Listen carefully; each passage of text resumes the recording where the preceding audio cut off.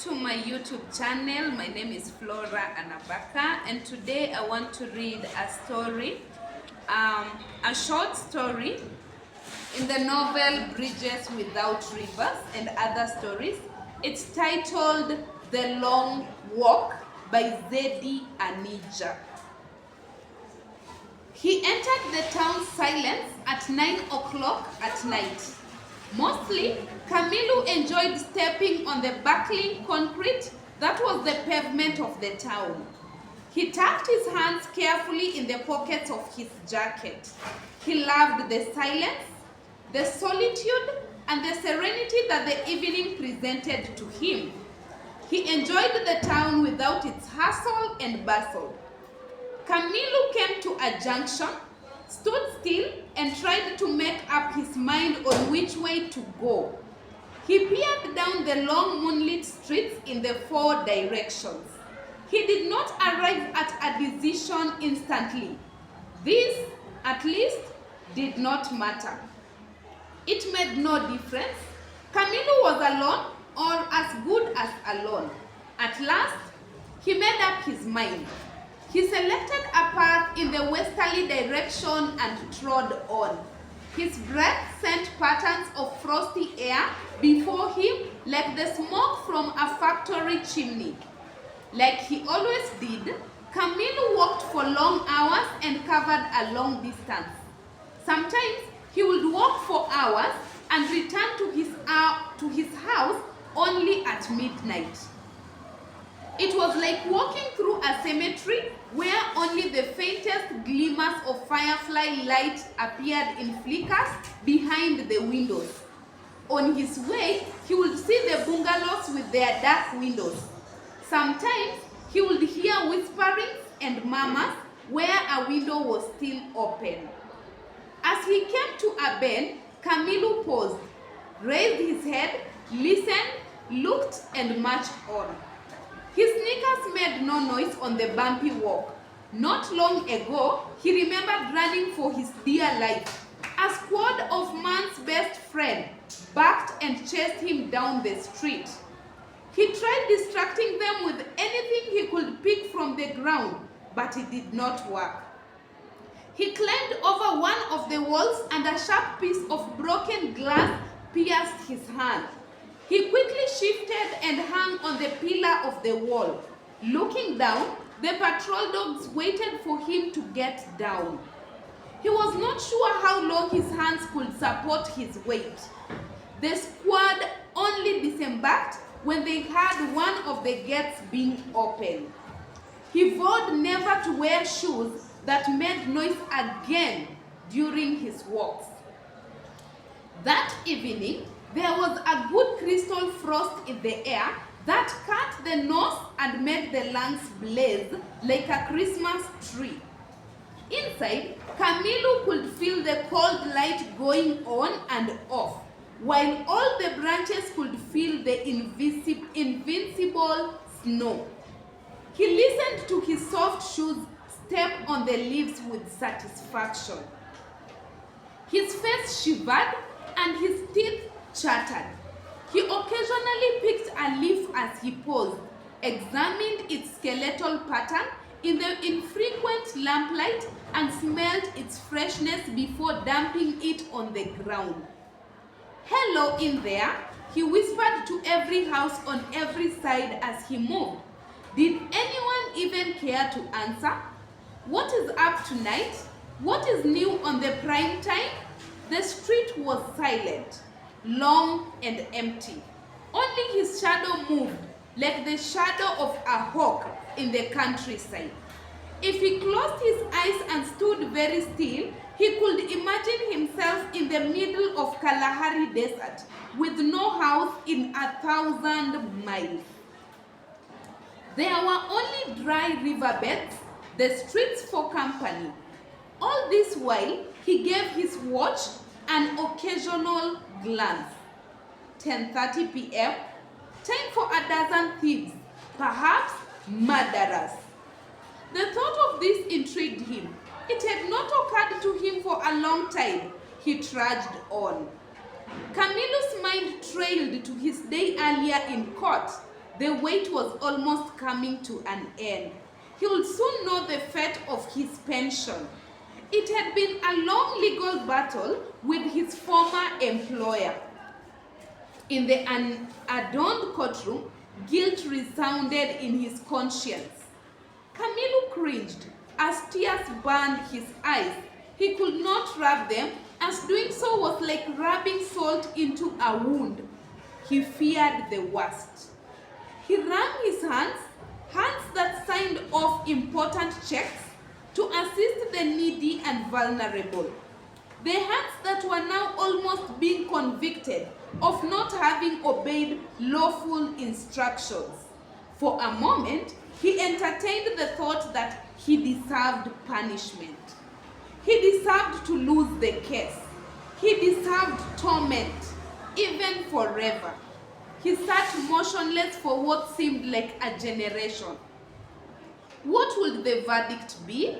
As brief as the question seemed, his brain ran through a pasture of memories like lilies. As to how the case would turn out, this depended on who the jury was. He could not pinpoint which thought helped him find his answer, but finally it had come. It had come. Faith and hope against all odds. May it please the court. A shrill voice interrupted his thoughts. Everyone rose as the presiding judge entered the chambers. He hoped that the judge would preside over from the seat of mercy. Petition number E102/2023 in the case of the state versus Mr. Camilo. The court clerk read. Camilo stood. He faced his opponents. May the counsel for both parties approach the bench, ordered the judge. After what seemed like an eternity, they turned back and returned to their respective seats. Mrs. Kananu, Camilo's lawyer, looked at Camilo reassuringly. She stuck her hand in her bag, got a pen, scribbled a note, and looked further on. There was pin-drop silence in the courtroom. Nothing gave a clue of what was going to happen next. The judge, the clerk, and the counsel seemed to be the only people who knew what was going on. They were focused on their pen and paper. Camilo turned and peered at the back. What? He was surprised. Sally, his ex-wife, was in the courtroom. What could probably make her come to court? Her eyes were fixed on the judge. She did not notice him look at her. He remembered the day he woke up and found her bags packed and placed at the door. It had been 2 years since he had been laid off from work. He had not been receiving his salary, and so they were struggling to make ends meet. He was broke. He pleaded with her to stay as he figured things out. I am leaving. I cannot stay here not knowing when and how I will get my next meal, Sally had said before leaving. Camilo did not have any defense. He knew he had come to his end. He swallowed this bitter response. He was too tired to fight. He did not care for a goodbye. Of all the things, goodbye was the worst. He let her leave. In the matter of the state versus Mr. Camilo, this honorable court will adjourn until a date that the counsel for the prosecution and the defense will be notified, the judge announced. The announcement brought Camilo back to the court. Just how long would he wait? The end looked so near, yet it was so far. He wanted the matter concluded.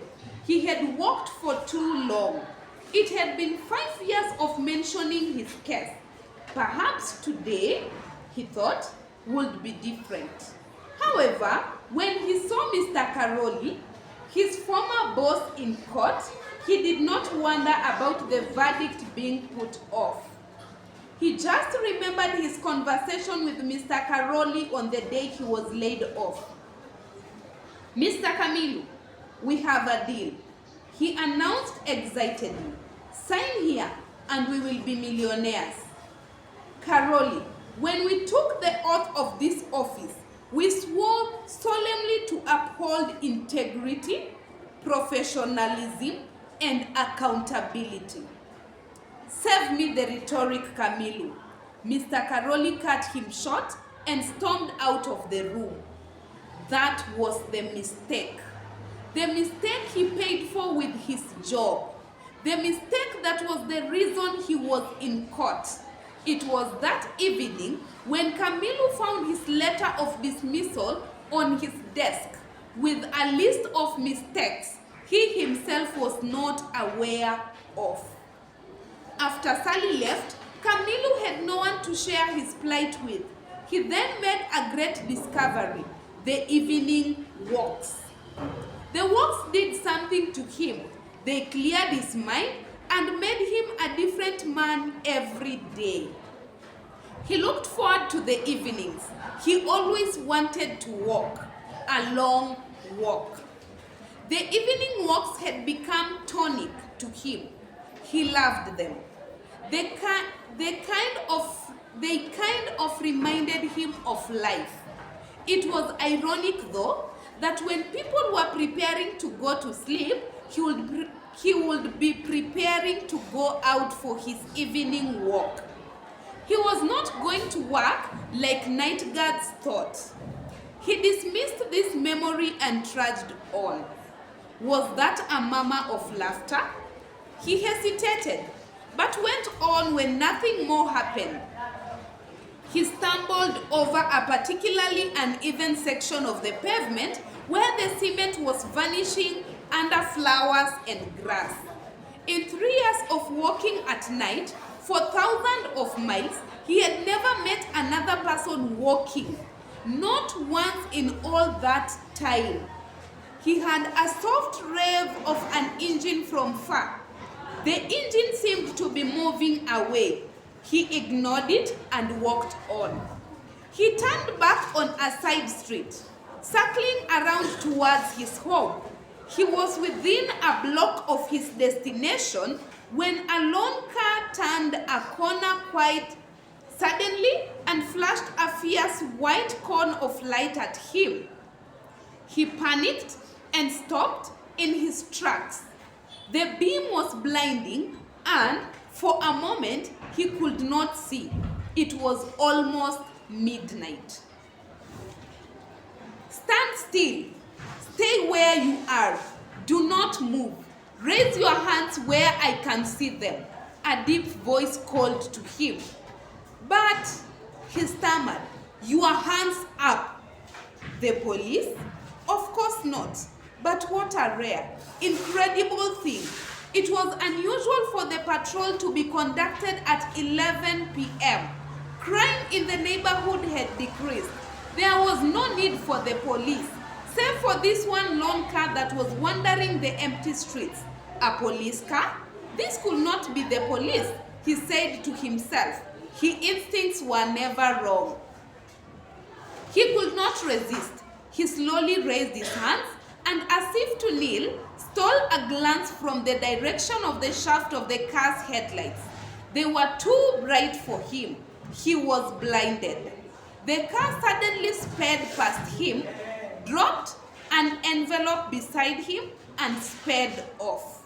Camilo hesitated, then picked up the envelope and carefully removed the seal. He peeped through the envelope and saw a letter. "Dear Mr. Camilo, I hope this letter finds you well.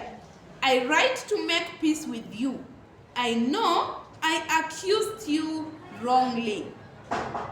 Camilo sealed the envelope and walked to his house, which was a block away. He would read the letter in his house. He would read the letter after the long walk. Thank you for watching and listening. See you next time when we read the next story, probably about boys' games. Bye. Gusto. Imepata wapi space? جميل.